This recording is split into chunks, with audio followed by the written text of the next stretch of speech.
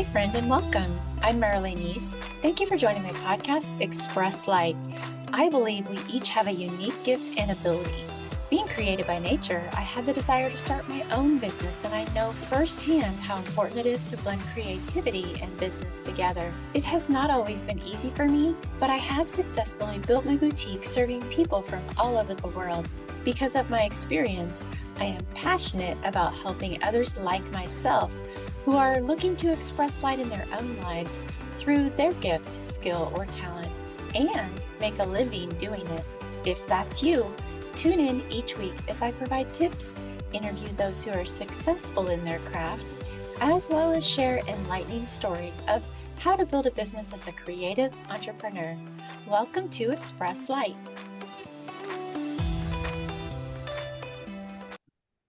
Hello and welcome back to Express Light. I am Marilee and I am so excited to be here today with Pam Matula. Now, Pam is a mindset and leadership coach. She specifically works with accountants. She's been in the finance industry for over 30 years. She's got a lot of knowledge and she's found a niche where if you are accountants, we struggle with some things as far as like our confidence and things. So those introverted personalities, yeah, we're really good at being introverts and hiding behind our titles or our job positions and maybe not speaking out as much as we should or being real confident in our position. And I'm really excited to bring Pam on today because she is a wealth of knowledge.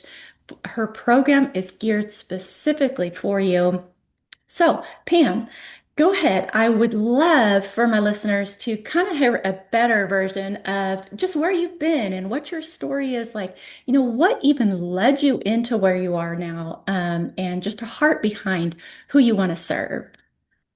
Thank you, Marilee. I'm so happy to be here. So I did have an accounting background. I got my degree back in 1994 and started my accounting journey in public accounting and quickly realized that just being smart and just feeling like a need to be successful is not really enough. And that the traits of an introvert where you have this hyper need to succeed and a hyper need for things to be perfect, that all of those things, when they're added to the fact that it's hard to speak up when you're in your head and processing a lot of things internally, that all of that creates a lot of anxiety. So I did struggle for a good part of almost 30 years trying to be successful, trying to be seen, but really struggling with speaking up for myself. I didn't know when it was okay to say no. I didn't know when it was okay to raise my hand and say I needed help. So I ended up working a lot of hours, a lot of years, and ended up pretty much burning out. Even though I was great at my job, I didn't have the skills to do my job successfully where I wasn't burning out inside. Mhm. So a few years ago, I walked away from my career and decided I wanted to become a life coach. That I went and got my certification. I thought the corporate world is not for me. I want to help other people like in transitions and learn like what people that maybe haven't taken the time to pour into themselves and it's time to take care of themselves maybe after their kids have grown up or whatever. So I was life coaching for a couple of years. And then something was kind of nudging me to go back into the corporate space, that there's all of these younger accountants who are probably going through a lot of the things that I went through because a lot of accountants are introverted. And it's not that we don't feel confident in our abilities, we don't know how to express it, or we're just taking all that extra time to reflect in our head. And it doesn't always, we're not the ones to speak out in meetings and we're not the ones to advocate for ourselves. And I think there's a great opportunity to mentor them and coach them through that process. So that's what I've been doing this year.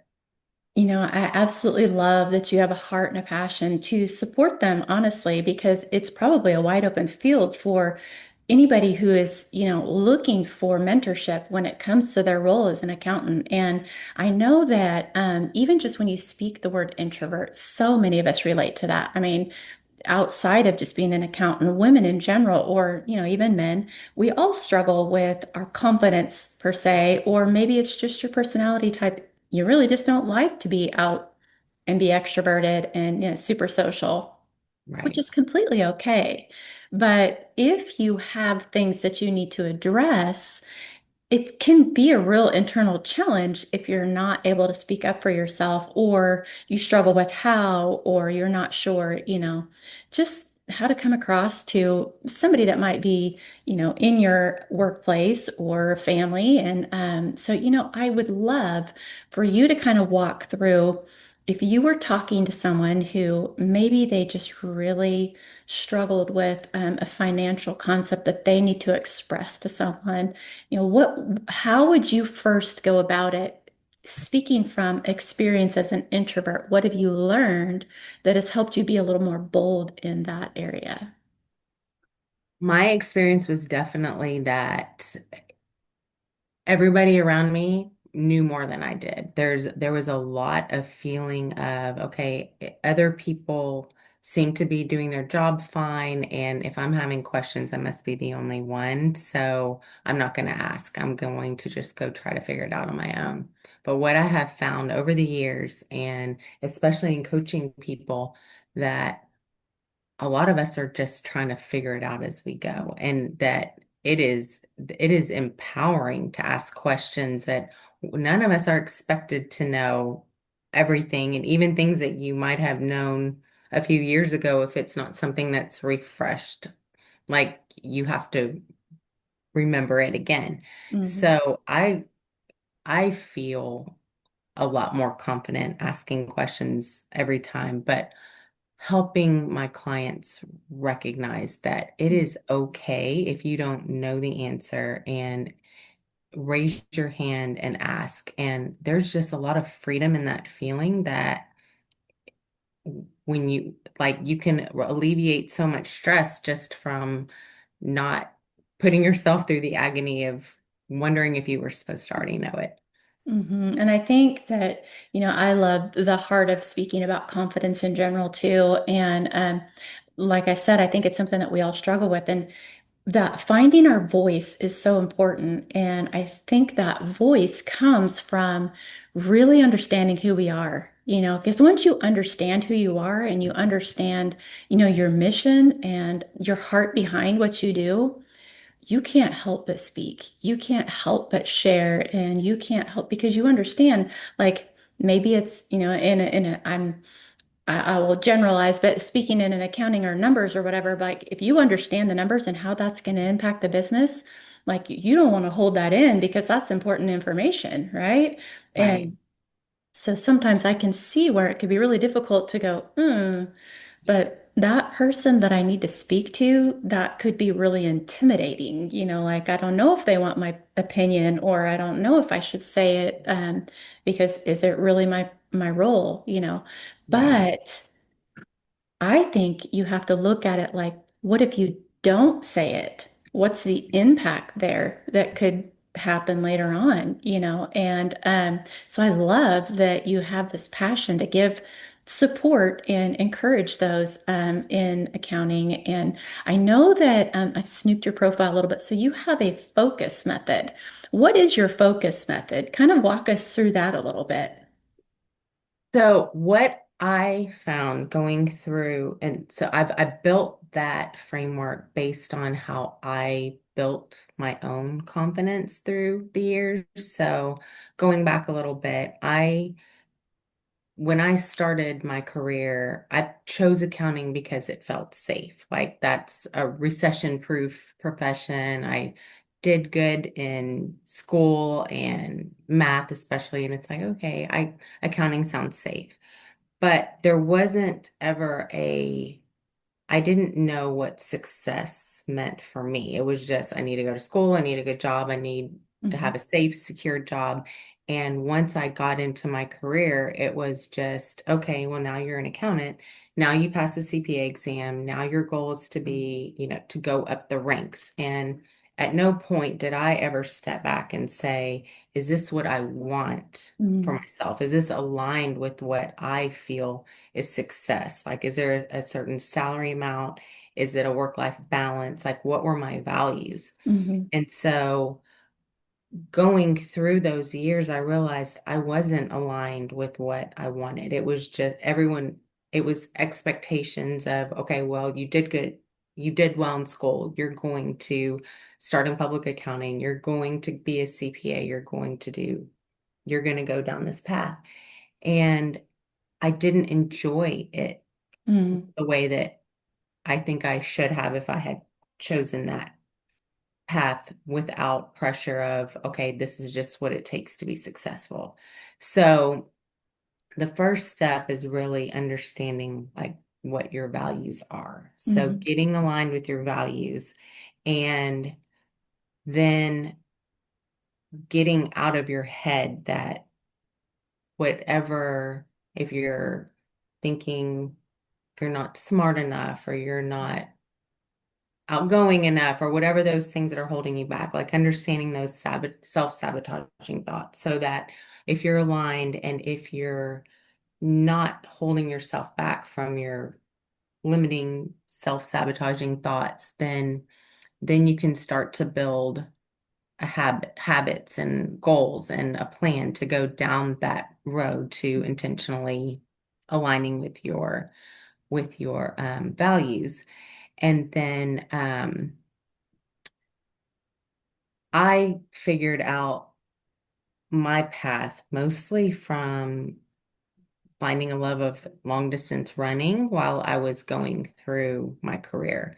So while I was completely overwhelmed and stressed at work, Mm-hmm. running was my safe place. I'm just going to go and run, and I would clear my head. And then I started doing races, and then I started doing more races.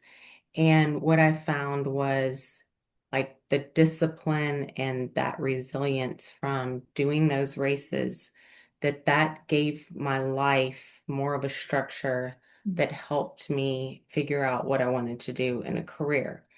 So setting goals, achieving goals, all of that led to confidence that then made me feel more confident in saying no to the right, saying no to the wrong Mm-hmm. positions,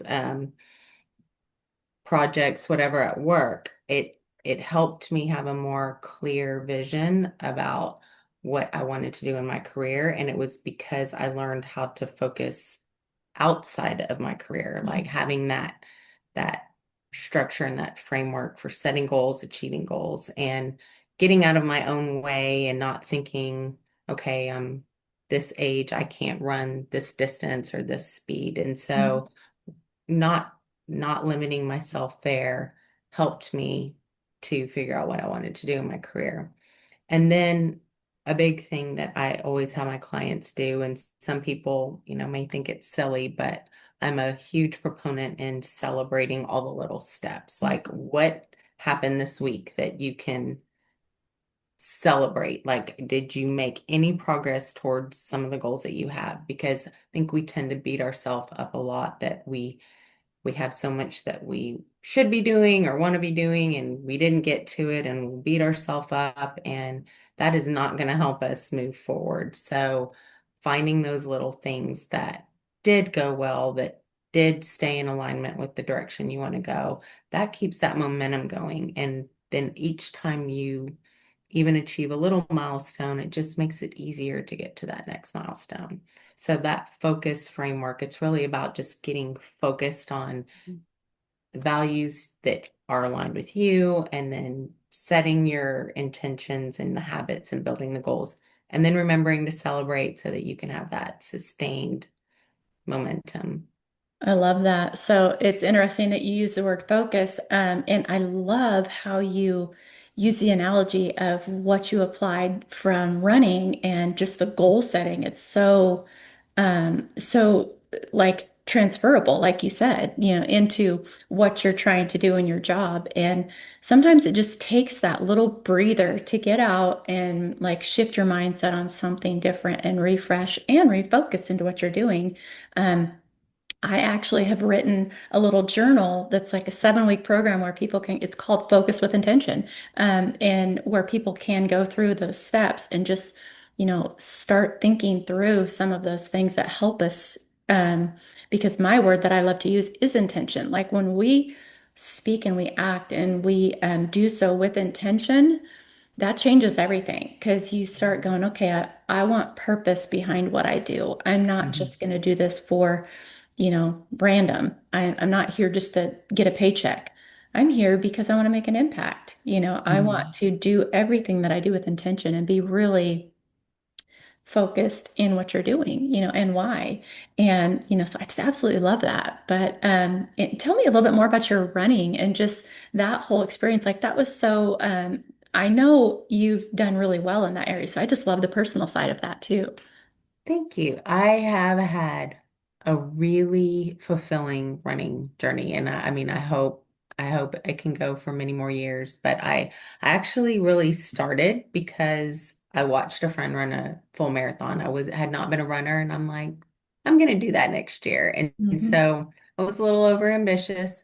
But again, this goes back to the introvert side. I didn't reach out and ask for help or join a running group or I just went and tried to figure it out on my own. So I ran a full marathon before I ever ran any other small races, and it was a Amazing. disaster.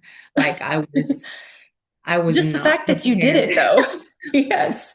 But it was so bad that I said I wouldn't run again. Like this was 24 years ago.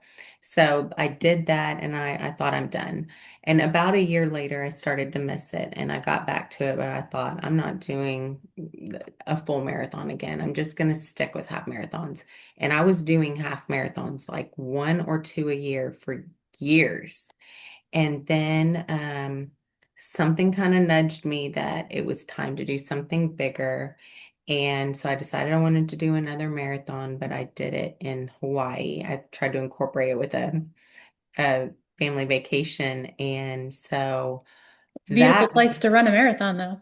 well, I thought it would be. It was interesting because where they had us run, it was in Kona. And so it was a lot of volcano rock. So Oh, it wasn't as scenic as I was yeah. thinking. But it was very hot. It was in the summer, and even though I had trained in the heat, it was different when we went, and I almost didn't finish. And I Hmm. had never not finished a race. Hmm. And my son, who was 11 at the time, came and found me, and he's like, "Come on, Mom, you can do it." Hmm. And he helped me get to the finish line. I mean, he was running in front of me in Oh, each time, but I was cramping, I was dehydrated, I was probably borderline needing like wow. like serious medical attention. But I finished it Mm. and realized at that point, like that was the race that I had been the proudest of, even though my performance was not good, but it was about that persistence. Like Mm. you can go further than you think you can if Mm. you have that right mindset or whatever.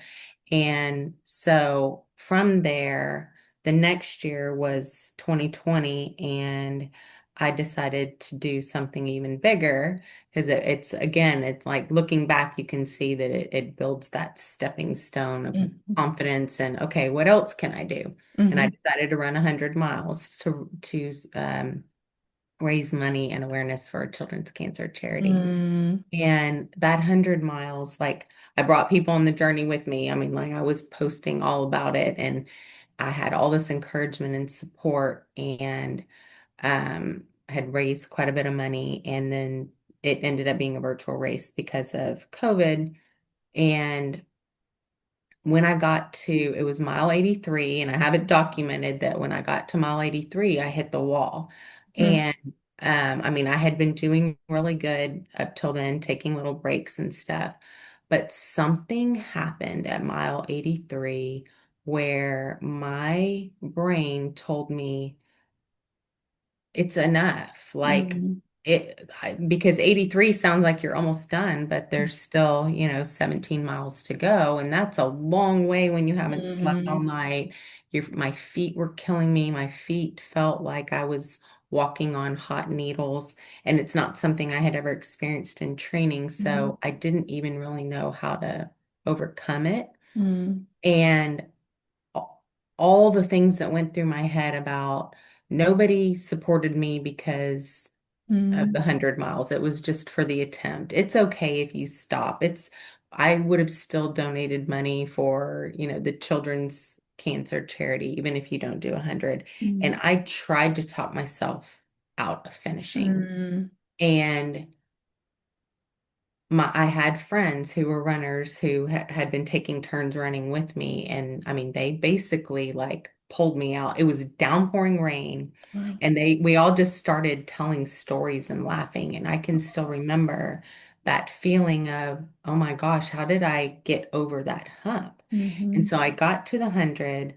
And I mean, that feeling of achievement was so powerful because I really didn't know how I was going to get all the way finished. Hmm. And so the next year I decided to do it again because I didn't want to do it as a virtual race. And I had this same thing happen around mile 80. Hmm. And I looked at my husband and I said, I'm just going to go home and shower and rest for like 2 hours and then I'll come back. And he said, you know, if you go home, you're not coming back. You get Hmm. out there and you finish. And he still tells a story that he said something changed in your face. And it's like, you know what? I've done it before and I can do it again. Yeah. And I did it again. Hmm. And I have noticed since then, there's something so powerful in when you can talk your way over those thoughts where I've done enough, it's good enough, like I didn't get all the way to my goal, but it's okay. Hmm. If you keep doing that to yourself and you don't push, you're kind of missing out on that potential where Hmm. you might still have a little bit left. But if you get all the way to your goal, you carry that confidence with you. Hmm. And after that, I was doing consulting and contract accounting for several years after that. Hmm. And I mean, sometimes I'd walk in and it's a huge mess that they wanted me. It's like, okay, well, you're the expert. This is our mess. Here you go. And my initial thought is, okay, I'm not qualified for this. I mean, that's going to be the initial thought because it would be something brand new. Hmm. But then I would have that fallback thought of, you've run 100 miles twice. Hmm. Like you can do whatever you put your mind to. And Hmm. I would be able to apply that confidence back to work because of something I did outside of work. So I'm really big when I'm coaching for people to have personal interests and hobbies where you're getting to fill your heart and your life with more than just what you do for work because Hmm. I think it all kind of transfers and comes back and that's where you get that meaningful balance. I absolutely love this analogy. Your story is amazing. So, what I heard, one, I heard you say you can do everything you put your mind to. That is like a key phrase that I grew up with. I tell the story about my dad all the time. He was really good at pushing that thought into us as kids. And so, for me, I never grew up with the thought that I could not try something. And so, it's hard for me. I mean, fumble, yes. Struggle with confidence in it, yes. But try, I always did, or I always Mhm. do. And I also love that you spoke about your son and your husband and the friends that came around you. And really, you're speaking of community and that mentorship that said, don't give up. And you also spoke of reaching your potential. And it's so true. Your story is like, really a good analogy of what it is like when you're an introvert or when you're trying to learn something that you don't know, or maybe you're starting a new venture. And if you get that little bit of mentorship or community surrounding you to support you, you never know what level of potential you have inside of you because they Exactly. have insight. that you may not have, or they may be able to just give you that boost of energy to tackle that project, and have a little bit more understanding about it.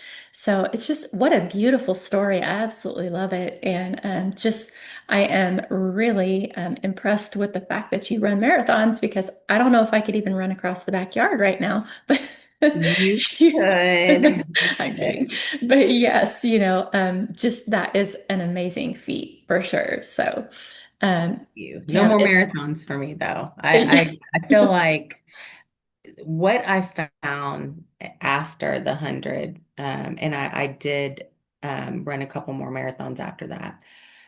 But I went back to my love of half marathons. Those are like, that to me is a perfect distance to train for and everything. So I was trying to get faster. And I had a goal in mind, and it took me a while to get there. I mean, I realized I was self-sabotaging myself. And later I realized I was self-sabotaging myself because I think a lot of us get that. I call it fear of success, I guess, because if you actually achieve what you set your mind to, but you haven't thought about what expectations come with that success or what's going to be the next level that you're trying to get to after you get it, you can unintentionally hold yourself back from that Mhm. goal because as long as you don't meet this goal, then you don't have to think about, well, what's everybody going to expect of me now? And Right. I had a goal of it just to get under a 2 hour half marathon, which for me was challenging. It took a while. And Mm-hmm. as soon as I got it, my husband says, okay, well, you did it. So what's the next goal? 10 minutes faster. Mm-hmm. And I froze because I hadn't thought about what I wanted to do next. And it already hurt so much to make the goal that I did. It made me realize we can't keep getting faster, better. Like Mm-hmm. goals don't have to keep getting bigger to be meaningful. They Right. can actually, you can pull what you learned about yourself or what you enjoyed about a goal and build like an adjacent or lateral goal from that. Mm-hmm. So what I did is I realized I wanted to start pacing half marathons. So for the last almost 2 years, I dedicate a lot of my time to races where I'm helping lesser experienced runners make their goal and Mm-hmm. I'm just cheering them on and running with them and so they can just run and not have to think about their pace. Mm-hmm. And that goal is to me way more meaningful than just continuing because eventually your body can't go any faster. And if you tell yourself that the only way you can be successful is to get faster, or if the only way you can be successful in your career is to be the next level, you're Mm-hmm. not enjoying where you are, and you're also eventually going to not feel great about yourself because there's a limit somewhere. I mean, so just finding that joy in the goal where you are, and then you can still keep going.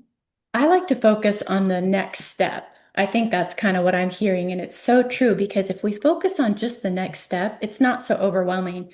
The big Right. picture can be overwhelming, but if you focus on the next step, you never know. When you turn around, you might be 5, 10, 20 steps ahead and you just didn't realize it. But it's so easy to accomplish and find joy in accomplishing that one little item at a time. So make a list, make, those goals, set those out and work on one at a time, one strategy Mhm. at a time, and do so with mentorship. Pam, it's been amazing to have you on the show today. I absolutely love your content. I don't want listeners to miss out on being able to work with you. So where can they find you if they're trying to, maybe find out a little bit more about your focus program or just talk to you if they have questions? The best place is probably connecting on LinkedIn. My website is intentionalbutterflycoaching.com. So you can also reach me at pam@intentionalbutterflycoaching.com. Would love to chat. Perfect. And we will put those links below the video as well. Again, it's been amazing to speak with you, and I look forward to the next time we chat because I'm sure this isn't the last time. So thank you for Thank you, being on Marilee. today. It's a pleasure. Thanks.